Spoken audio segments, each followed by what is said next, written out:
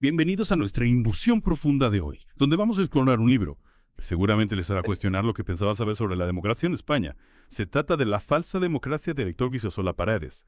¿Listos para adentrarnos en este análisis crítico del sistema político español? Por supuesto. Lo que me llama la atención desde el principio es la historia personal de Paredes y cómo un accidente de bicicleta lo lleva a este viaje de cuestionamiento. Imagínense. Termina en el mundo del fitness en YouTube, mientras se recupera y Mansola. No sé.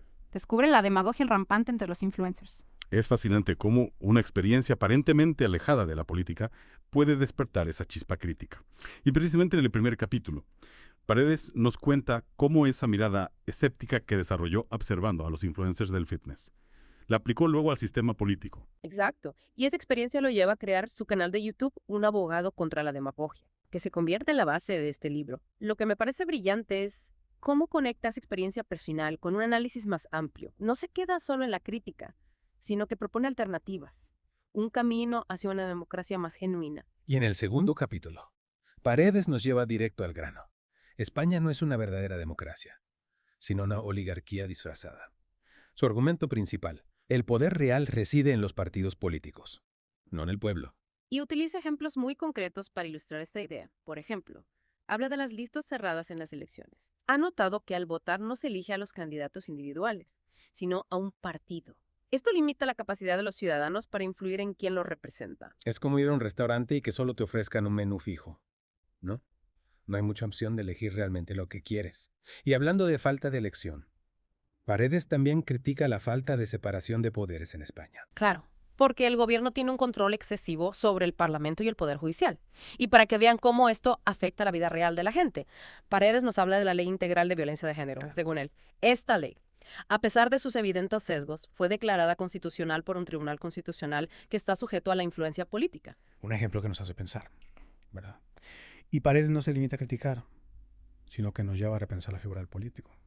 En el tercer capítulo, argumenta que deberían ser servidores públicos, no autoridades intocables. Y lo compara con otros funcionarios públicos. Para ser policía o profesor hay un proceso de selección riguroso, pero para ser político, prácticamente cualquiera puede llegar al poder. ¿No les parece un poco absurdo? Probablemente. Y hablando de absurdos, Paredes nos revela los privilegios escandalosos de la clase política. Sueldos desorbitados, pensiones de lujo, coches oficiales, hasta viviendas a cargo del Estado. Lo que me parece más indignante es la diferencia abismal entre la realidad de muchos ciudadanos que luchan por llegar a fin de mes y la vida de lujo de algunos políticos. Paredes nos recuerda que esos privilegios son financiados con nuestros impuestos. Es como si estuvieran en un club privado, ¿no? Y el cuarto capítulo es un auténtico catálogo de estos privilegios. Dietas, viajes gratis, asistentes personales, tecnología subvencionada. Es increíble la cantidad de beneficios que disfrutan a costa del contribuyente. Y esto no se limita solo al Congreso. Paredes también menciona los privilegios de los presidentes autonómicos, los alcaldes. Es un sistema que se replica en todos los niveles. En el quinto capítulo, Paredes se mete de lleno en un tema que a menudo genera debate: los partidos políticos. Los considera la raíz de la corrupción y el clientelismo. Paredes argumenta que los partidos políticos, por su propia naturaleza, tienden a la corrupción. Y lo que es más preocupante, usan las ideologías, ya sea de izquierdas o de derechas, para dividir a la población y mantener su control. Es la vieja táctica de dividir y vencerás, pero aplicada a la política moderna. Y en lugar de este sistema, Paredes propone un modelo de diputados provinciales independientes, que respondan directamente a sus electores y no a la disciplina de un partido. Lo interesante de esta propuesta es que busca romper con la lógica de los partidos políticos tradicionales. ¿Se imaginan un sistema donde los representantes rinden cuentas directamente a los ciudadanos? Sería un cambio radical, sin duda, pero ¿es realmente viable? Es esta pregunta que Paredes nos deja en el aire. En el sexto capítulo, Paredes nos invita a soñar un poco. ¿Cómo sería una democracia real en España? Nos plantea dos caminos: una democracia representativa con diputados independientes y una democracia directa donde los ciudadanos toman las decisiones clave. Suena casi utópico, ¿no? Poder decidir directamente sobre las leyes que nos afecten. Claro, Paredes reconoce que la democracia directa requiere ciudadanos muy informados y comprometidos, lo que la convierte en un objetivo a largo plazo. Pero la democracia representativa, con diputados independientes, sujetos a la revocación por los votantes, se presenta como un primer paso más alcanzable. Es decir, desmantelar el control de los partidos y devolver el poder al pueblo. Y en el séptimo capítulo, Paredes nos sorprende con una estrategia legal para lograrlo. Lo que me fascina de su propuesta es que no se necesita una revolución, sino una reforma legal inteligente. Paredes propone crear un nuevo partido o grupo electoral con un único objetivo: cambiar la ley electoral y la ley de partidos políticos para acabar con el dominio de los partidos tradicionales. ¿Y cómo se supone que un solo partido puede cambiar todo un sistema? Paredes plantea 2 escenarios, si obtienen la mayoría absoluta. Pueden cambiar las leyes directamente, si no. Ocuparían sus escaños y luego los dejarían vacíos en señal de protesta, buscando movilizar a la opinión pública y forzar un cambio. Es una jugada arriesgada, pero que sin duda generaría un gran impacto. Imagínense las portadas de los periódicos. Diputados abandonan el Congreso en protesta por el sistema electoral. Exacto. Y el objetivo final sería una nueva ley electoral que empodere a los ciudadanos y abra paso a una democracia más participativa. Un sistema donde tengamos más control sobre las decisiones que afectan nuestras vidas. Desde proponer y derogar leyes, hasta revocar a los políticos que no nos representan. Y hablando de pasar a la acción, en el 8º capítulo, Paredes nos cuenta cómo su activismo online se materializa en un movimiento real. Efectivamente. Describe la creación del Movimiento de Regeneración Política de España, MRPE, como una organización dedicada a convertir las ideas del libro en realidad. Las palabras a los hechos. Y nos habla de su primera concentración pública en Madrid, donde se reunió con otros ciudadanos que comparten su visión de una España mejor. Lo que me inspira de esta parte del libro es el entusiasmo y la energía de la gente que se une al movimiento. Son personas que han decidido dejar de ser meros espectadores y tomar las riendas de su destino. Gente que huele. Como dice Paredes, está harta la falta de democracia y quiere construir algo auténtico.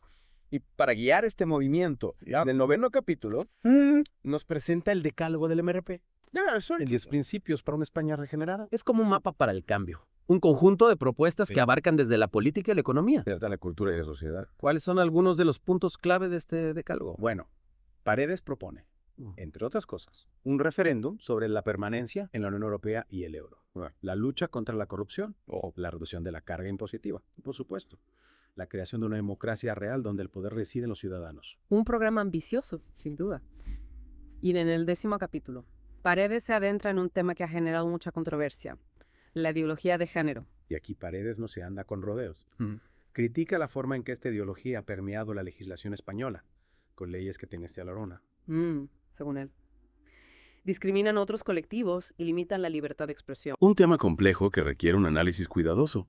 Paredes utiliza ejemplos concretos, como la ley valenciana para la igualdad del LGTBI, para mostrar cómo la ideología de género se traduce en normativas que, según él, son injustas y desproporcionadas. Lo que Paredes cuestiona es la imposición de una visión particular del mundo a través de la ley, en lugar de proteger los derechos de todos los ciudadanos por igual. Un debate que sin duda continuará más allá de las páginas de este libro. Y para terminar esta inmersión, Paredes nos lleva al terreno de las denuncias por violencia de género, un tema muy delicado que aborda en el capítulo 1. Y aquí Paredes vuelve a desafiar la narrativa dominante, cuestiona las estadísticas oficiales y argumenta que el problema se ha magnificado para promover una agenda ideológica.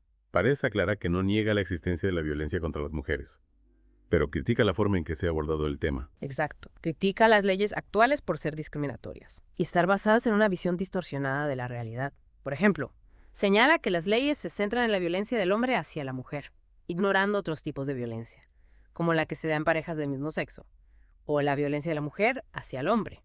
Es como si el sistema asumiera la culpabilidad del hombre por el simple hecho de ser hombre. Y Paredes también critica la falta de rigor en la recopilación de estadísticas, argumentando que se manipulan para inflar la percepción del problema y justificar la creación de una burocracia dedicada a la violencia de género.